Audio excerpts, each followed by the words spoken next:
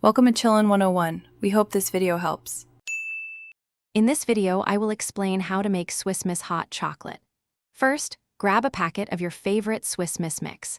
You'll also need about 8 ounces of water or milk per serving, depending on how creamy you like it.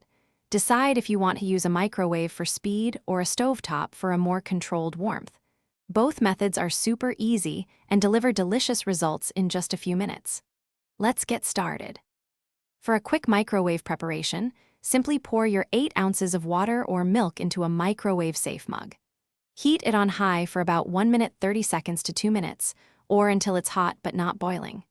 Carefully remove the mug, then tear open your Swiss Miss packet and stir it into the hot liquid until it's completely dissolved. Be sure to mix thoroughly for that perfect, smooth, chocolatey taste. If you prefer the stovetop method, pour your 8 ounces of water or milk into a small saucepan. Add the Swiss Miss packet directly to the cold liquid. Heat the mixture over medium heat, stirring constantly with a whisk or spoon. This helps prevent scorching and ensures the powder dissolves smoothly.